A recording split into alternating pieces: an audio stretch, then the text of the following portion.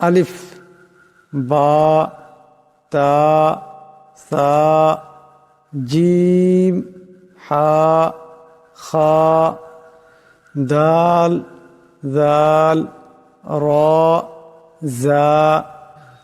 আসসালামু আলাইকুম ওয়া রাহমাতুল্লাহি ওয়া বারাকাতুহু।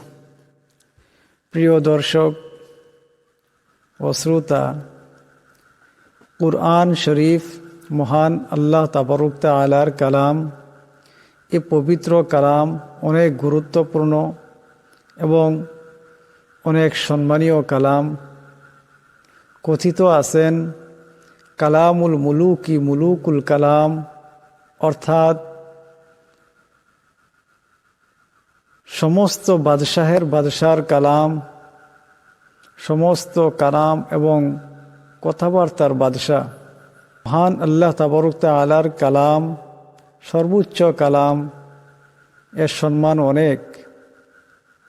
তাই আমরা সবাই কালামুল্লাহকে যাতে সুন্দরভাবে তিলাওয়াত করতে পারি, তার জন্য আপ্রাণ চেষ্টা করা আমাদের ফরজ এবং কর্তব্য। তাই আমাদের এই চ্যানেলে কোরআন শিক্ষার ভিডিও নিয়মিত দেওয়া হয়ে থাকে।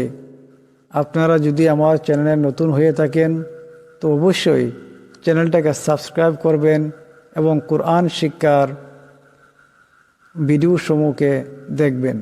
কোরআন শিক্ষার সর্বপ্রথম অধ্যায় হলো কায়দা। এই কায়দাকে যদি আমরা সহি শুদ্ধভাবে পড়তে পারি এবং শিখতে পারি, তে খুব কম সময়ে এবং সহজ করে আমরা কোরআন শরীফ তিলাওয়াত করা শিখতে পারবো ইনশাআল্লাহ। তাই আজকের পর্বতে আরবির 29টি অক্ষর আমরা শিখব। বিসমিল্লাহির রহমানির রহিম। রব্বি ইয়াসির ওয়ালা তুআসির ওয়াতাম্মিম বিল খাইর ওয়াবিকা নাস্তাঈনু ইয়া ফাত্তাহ রব্বি জিদনি ইলমা। সর্বপ্রথম হলো আলিফ। আলিফকে লম্বা করা যাবে না, আলিফ এমন করে উচ্চারণ করতে হবে।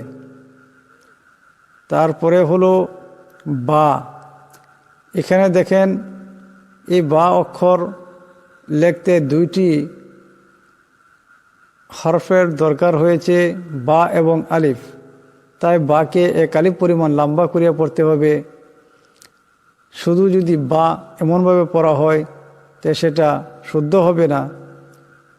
এই বাকে অল্প লম্বা করিয়া বা এমন করিয়া পড়তে হবে।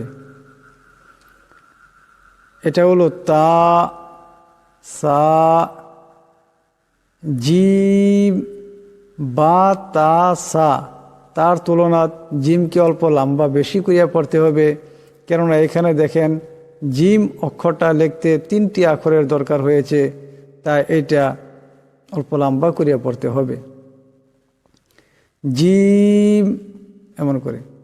হা, জিম থেকে হা অল্প কম লম্বা করতে হবে, কেননা এখানে 2টি অক্ষরের প্রয়োজন হয়েছে হা অক্ষরটি লিখতে। মোট কথা হলো, যে আখরটি লিখতে 2টি আখরের প্রয়োজন হবে সেখানে এক আলিফ পরিমাণ লম্বা করিয়া আখরটা পড়তে হবে। আর যে আখরটা লিখতে 3টি হরফের প্রয়োজন হবে সেখানে এই আখরটাকে অল্প বেশি লম্বা করিয়া পড়তে হবে।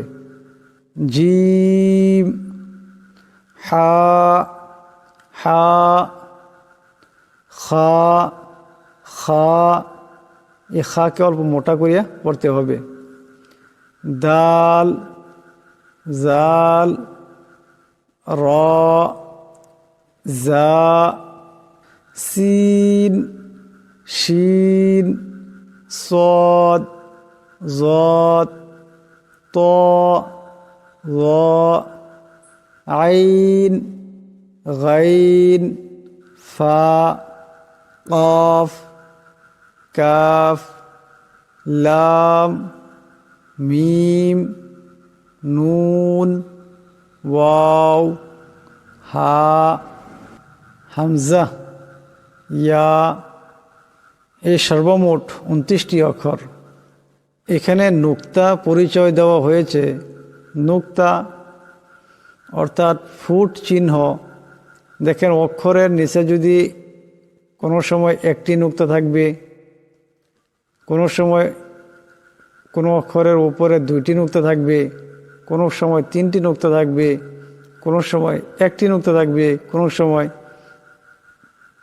নিচে 2টি নুক্তা থাকবে। যেমন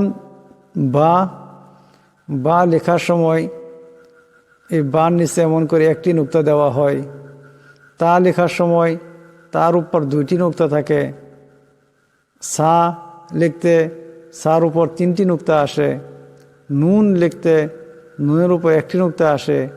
ইয়া লিখতে ইয়ার নিচে 2টি নুক্তা আসে, যেটাকে নুক্তা বলা হয়।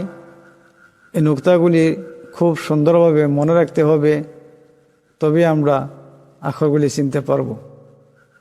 29টি হরফ তালাফুজ করব, উচ্চারণ করব।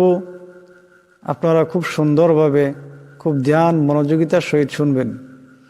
আলিফ, বা, তা, সা, জিম, হা, খা, দাল, জাল, র, জা, সিন, শিন, صاد ضاد طاء ظاء عين غين فاء قاف কাফ লাম মিম নুন ওয়াও হা হামজা ইয়া। আশা করি আপনারা শব্দগুলির উচ্চারণ খুব মনোযোগিতার সহিত শুনছেন এবং বুঝতে পারছেন। এখানে একটি পরীক্ষা দেওয়া হয়েছে। আপনারা কি চিনতে পারছেন কি না, বুঝতে পারছেন কি না, তার পরীক্ষা স্বরূপ এখানে দেওয়া হয়েছে।